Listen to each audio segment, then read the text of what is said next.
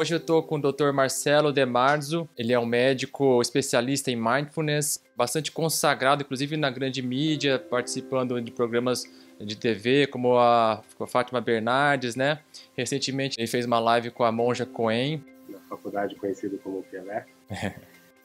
E coordeno o Centro Mente Aberta, que é um centro que é uma referência nacional, internacional também. Temos muitos colegas e amigos médicos e que muitos não sabem sobre isso. A gente acaba tendo uma noção um pouco equivocada, às vezes, né, de levar muito para o lado mercantilista, de autoajuda. E o mindfulness, o que é? É uma terapia? Qual que é a definição? Como psicólogo, médico, podem atuar com mindfulness? Como que é? Pesquisas nos mostram que aproximadamente 50% do tempo a nossa mente tem uma tendência à divagação. E sobre o ócio criativo? Não fazer nada também é uma atividade, né? Mas tem um lado negativo, que seria o que a gente chama de ruminação mental.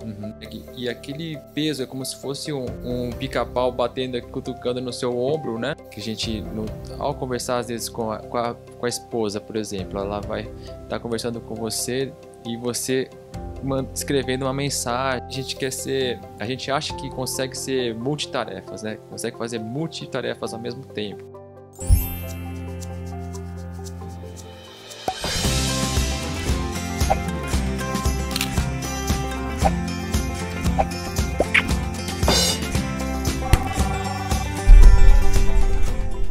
Bom, pessoal, hoje eu estou com o Dr. Marcelo De Marzo.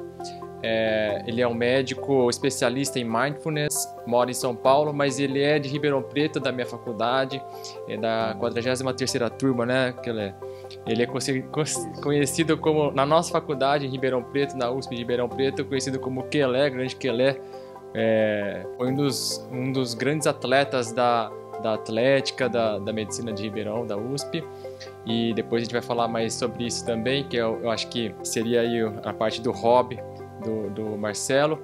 Mas ele é uma sumidade aí do mindfulness que está tão em alta, principalmente nesse período de pandemia, que a gente começa a refletir muito sobre a vida, sobre a correria que a gente tem no dia a dia, e de repente a gente para pensar um pouquinho e ver que dá para mudar muita coisa e para melhorar principalmente o emocional. Assim, eu sou bastante leigo no assunto, mas como eu me interesso bastante por filosofia, por estoicismo, até agora eu querendo aprender mais sobre meditação, principalmente com a minha esposa, ela já está estudando bastante esses assuntos há mais tempo, mas eu me interesso bastante e eu vi que há uma correlação com o mindfulness com essas áreas e que pode nos ajudar bastante, principalmente nesse período que a gente está vivendo. Então, até foi uma sugestão de um amigo meu, ele é o Dr. Francisco, ele é otorrino, ele também é muito estudioso de filosofia, e ele sugeriu o seu nome. Eu já até tinha bastante vontade de um dia chamar você para essa entrevista, mas ele também deu esse toque, então agradeço ele também pela indicação. E então o Dr. Marcelo, ele é uma autoridade aí no assunto, já teve bastante consagrado, inclusive na grande mídia, participando de programas de TV, como a Fátima Bernardes, né? Recentemente ele fez uma live com a Monja Coen, que é uma grande filósofa budista, né? Ela é bastante famosa por essa área de meditação e filosofia budista. E também um dos motivos foi tentar trazer esse assunto para a comunidade médica, já que eu sou médico, nós somos médicos, né? E temos muitos colegas e amigos médicos e que muitos não sabem sobre isso. E até antes de eu conhecer um pouquinho sobre o mindfulness, a gente acaba tendo uma noção um pouco equivocada, às vezes, né? Às vezes de levar muito para o lado mercantilista, até mesmo de autoajuda. Então eu gostaria de me aprofundar um pouquinho. É lógico que não vai ser possível ter todas as informações do assunto, mas pelo menos a gente ter alguma noção, né? Então, Marcelo, pode se apresentar aí para o pessoal. Eu sou Marcelo De Marzo, na faculdade conhecido como Pelé. E eu sou médico formado pela USP de Ribeirão Preto, como o Ricardo estava falando, e sou médico de família. Minha residência foi em medicina de família, que é uma área que se dedica à clínica geral, à promoção da saúde. Uhum. E atualmente eu sou professor da Escola Paulista de Medicina, no Departamento de Medicina Preventiva, e também dou aula na atenção primária da Faculdade São Leopoldo Mandic de Campinas. E coordeno o Centro Mente Aberta, que é um centro que é uma referência nacional, internacional também, nas práticas, no ensino e na pesquisa em mindfulness, em especial aplicado à saúde. Uhum.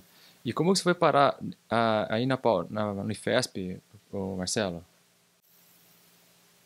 Oi? Como que você foi parar aí na Unifesp? Na Unifesp, então quando eu me formei, né, na faculdade, fiz residência, fiz doutorado, né, na USP de Ribeirão Preto também, comecei a dar aula aí em Ribeirão, né, na Barão de Mauá, Uhum. e depois fui para a UFSCar, como concursado lá, fiquei 4 anos em São Carlos, Uhum. e depois vim por questões familiares, né, para São Paulo e acabou surgindo o concurso na Unifesp e eu prestei. Era uma área, né, do meu interesse e desde 2010 estou na Escola Paulista lá na Unifesp. Legal. E você está em qual? Na clínica médica lá? Estou na Medicina Preventiva, no Departamento de Medicina Preventiva. Entendi. Corresponde à Medicina Social aí de Ribeirão, né? Uhum. E lá você ensina só sobre mindfulness? Qual que é a sua atuação lá? Não, na graduação, né, eu sou professor da Atenção Primária à Saúde, da Medicina de Família. Uhum. Eu coordeno o Ambulatório Geral de Medicina Familiar. E estou na pós-graduação também de Saúde Coletiva. Eu oriento mestrado, doutorado, pós-doutorado. Uhum. E Mindfulness é a minha linha de pesquisa e de atuação, né, de extensão. E também eu tenho uma disciplina eletiva de graduação, né, os estudantes têm acesso também a uma optativa de Mindfulness para quem quiser. Legal. Todas as profissões da saúde, como psicólogo, médico, podem atuar com mindfulness? Como que é? É só médico? Sim. O campo de Mindfulness é um campo multiprofissional. A gente tem atuações nas 3 grandes áreas. Saúde, que é onde nasceram os protocolos, os programas, né? Onde tem mais evidência científica, inclusive. Mas nos últimos anos começou a se aplicar também na educação e nas organizações, nas empresas e também no esporte, né? Que é uma área que você falou que eu gosto. Então também tem aplicação para atletas, para equipes esportivas, mas eminentemente ainda a maior parte da pesquisa está na área da saúde. Legal. E existem pesquisas então sobre o assunto, né? Existem muitas, né? Hoje em dia a gente tem em torno de 5.000 estudos científicos sobre a aplicação de mindfulness, né, como um protocolo. E o mindfulness, o que é? É uma terapia? Qual que é a definição? Tem muitas facetas, a gente diz, né? O termo mindfulness, a tradução é atenção plena, que a gente tem usado em português, ele se refere a um estado mental, né? Um estado natural da nossa mente, onde nós estamos focados, né, conectados com o que a gente está fazendo naquele momento. Parece algo óbvio, mas não é. As pesquisas nos mostram que aproximadamente 50% do tempo a nossa mente tem uma tendência à divagação, à dispersão. Isso quer dizer que metade do dia a nossa mente está viajando por aí. Então, estar focado, né, estar conectado, realmente consciente do que a gente está fazendo não é tão óbvio assim. Então, esse estado mental seria esse estado de conexão, de presença, né, de atenção plena. E a gente sabe, né, que apesar de ser um estado natural da mente e tem essa tendência à dispersão, ele pode ser treinado. Então, existem uma série de técnicas que nos ajudam a treinar, a cultivar esse estado mental, ou retreinar, né, porque a gente já tem ele. E, além das técnicas, tem os protocolos, os cursos de treinamento. Assim como a gente pode fazer um curso, né, para aprender um esporte, a gente pode fazer um curso para aprender mindfulness. Então, as pesquisas, na verdade, se referem mais a esses cursos, a esses treinamentos. Sim. E esses treinamentos podem ser aplicados para qualquer pessoa que queira, né, melhorar a qualidade de vida, mas também pode ser aplicado para um paciente, em especial nos transtornos mentais, ansiedade, depressão, dor crônica, né, que tem a ver também com saúde mental, e na dependência de álcool e drogas. São as 4 condições clínicas que a gente tem mais evidência para aplicar mindfulness. Legal. E eu li sobre isso que o nosso cérebro, aí, a nossa mente, desperdiça aí 47%, né, do tempo de Exatamente, esse é atividade o dado correto. com coisas que não levam a nada, né, que fogem até mesmo do assunto ou do foco que você está da sua atividade no presente, né?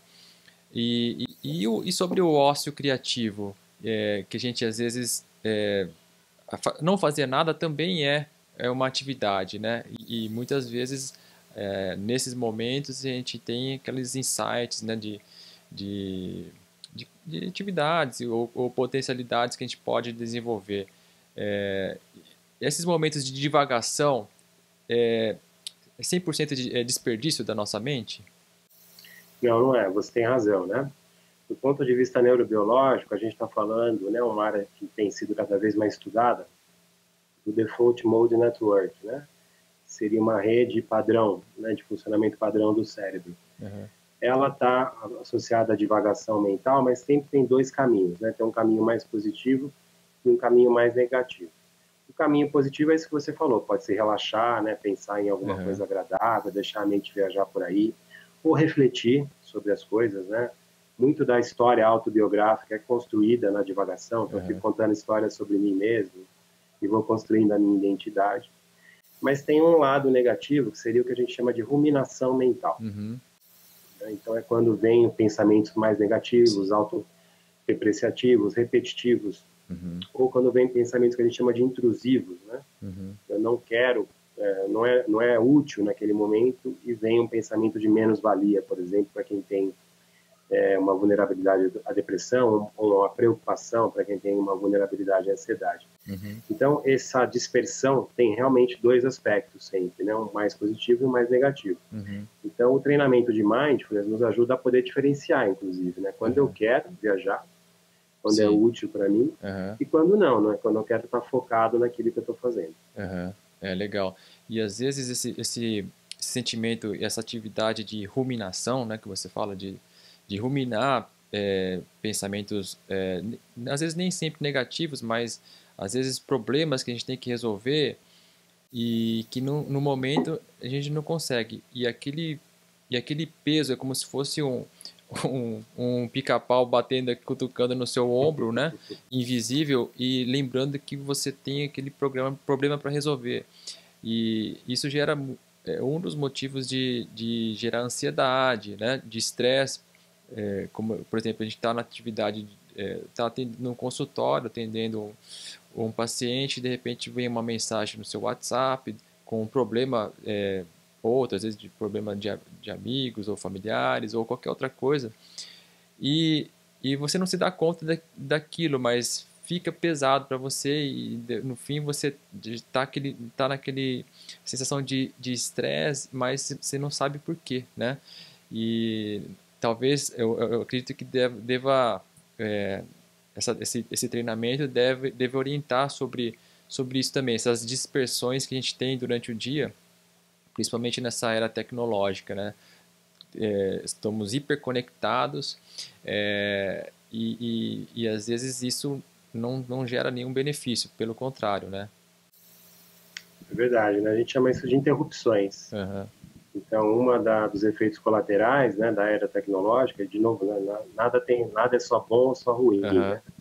Então, a tecnologia, por exemplo, nos permite conversar à distância, estudar, né, se conectar.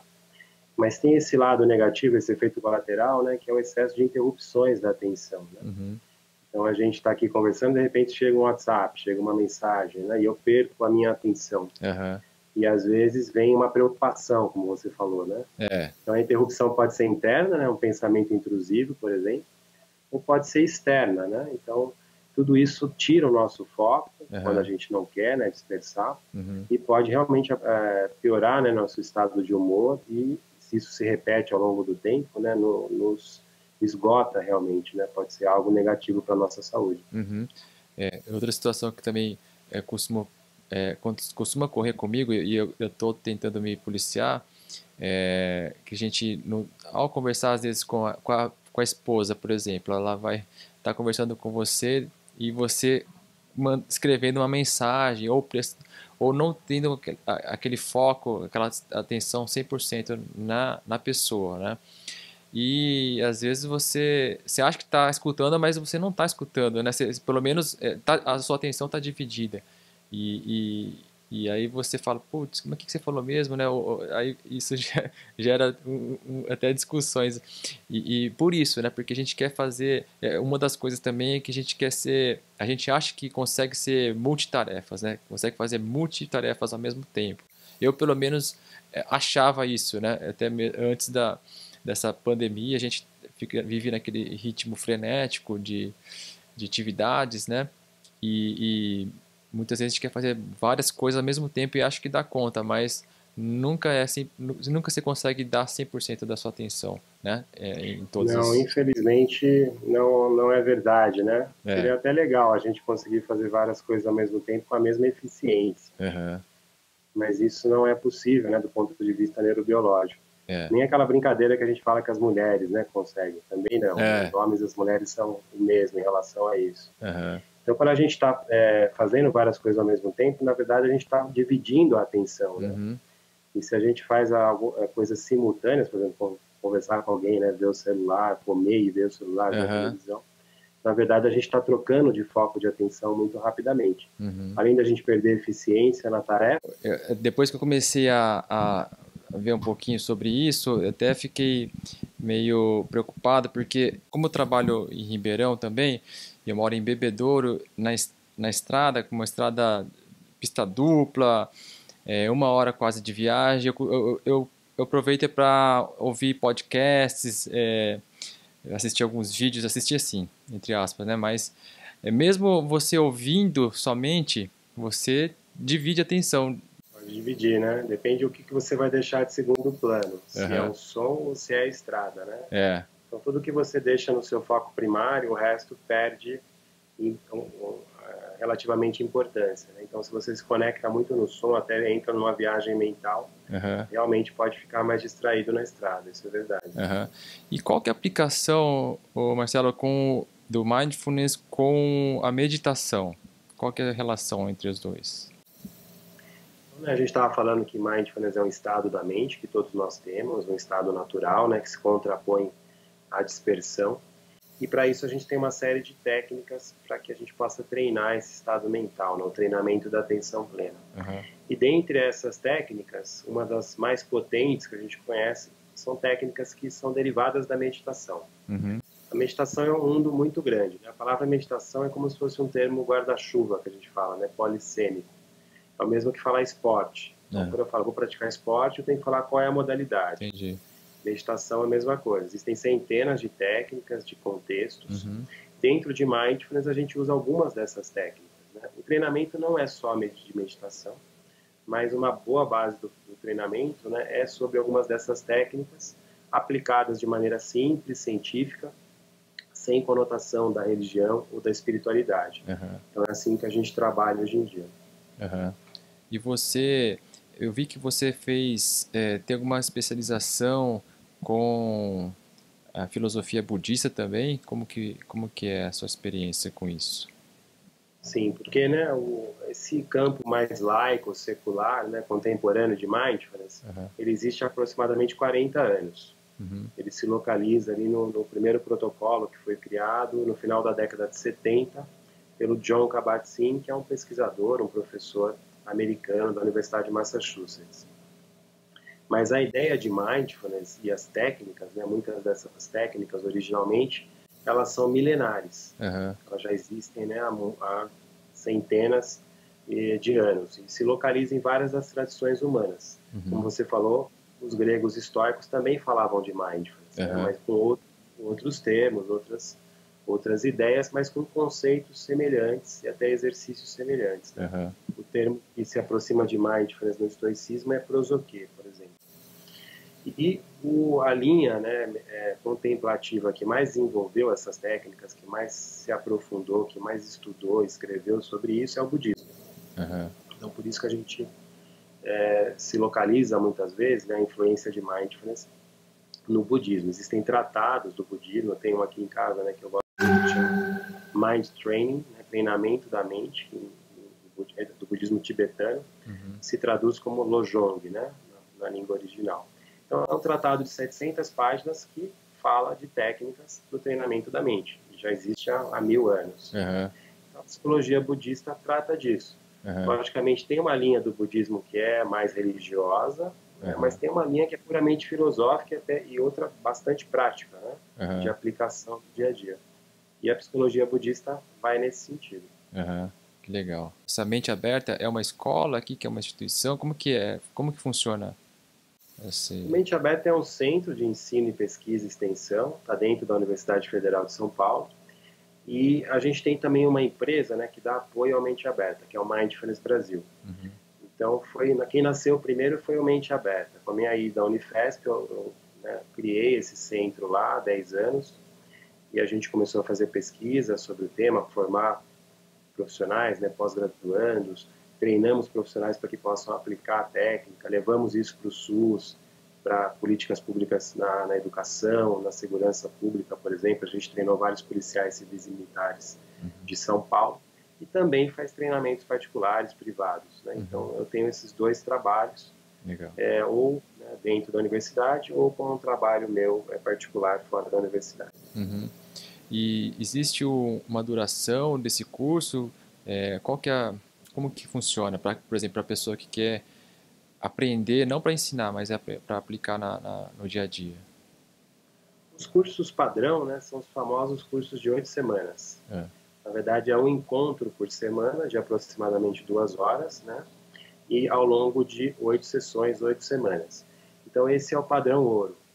Quando você consegue aprender as técnicas, entender para que serve, aprende a aplicar e incorporar no seu dia a dia. A partir dessas 8 semanas, você aprendeu já, né, as técnicas, e a ideia é que você continue praticando para o resto da vida, se fizer sentido, né? Assim como uma atividade física. Muito parecido com o conceito. Tá. E tem esse curso online ou é presencial? Tem as duas modalidades, presencial e online. A gente oferece nas duas modalidades. Tá. Agora, com a pandemia, mais online.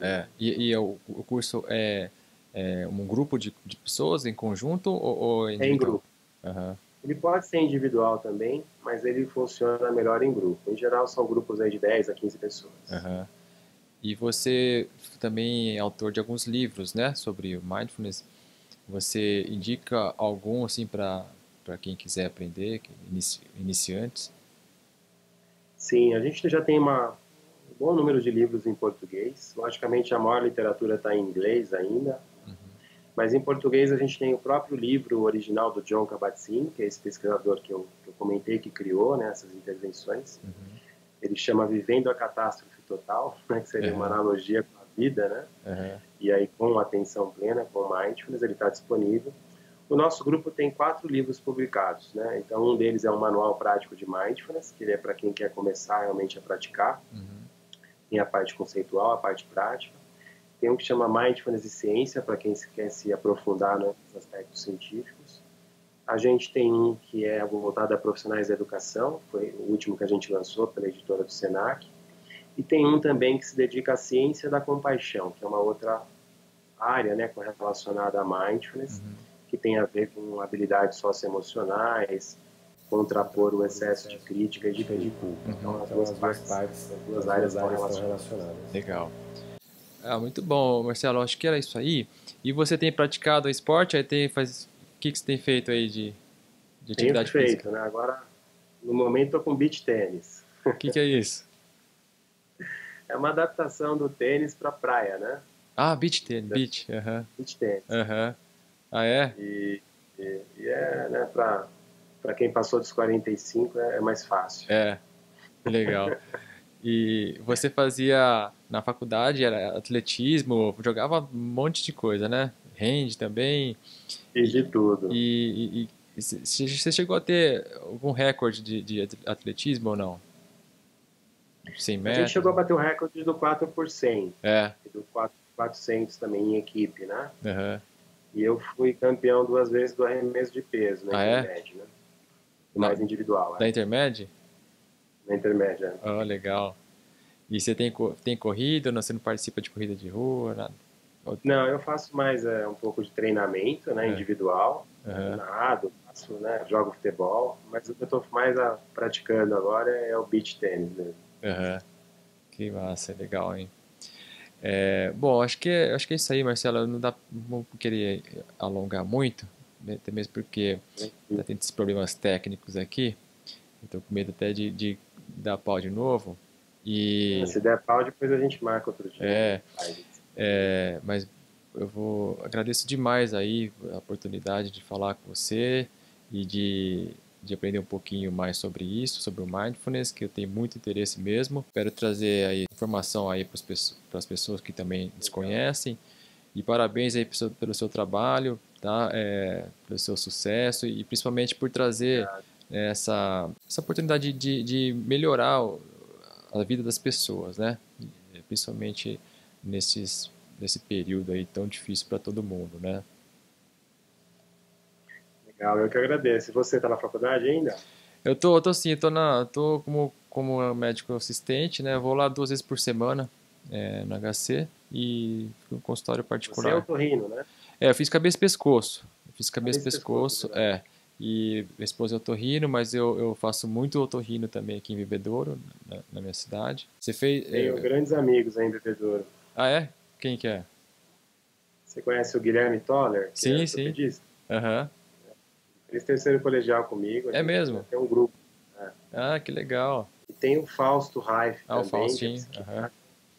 É da sua turma? Não? É da sua turma? Ele se formou comigo. Ele se conheceu no terceiro colegial e manteve a amizade. Em Ribeirão? Em Ribeirão, Pô, legal. Vou falar pra eles que eu falei com você. Manda um abraço. Manda sim. Pô, obrigadão, viu, Kelé? Beleza. Depois, se não der certo, você me fala, a gente grava de novo. Não, beleza. Beleza? Beleza, um abração. Abração, valeu.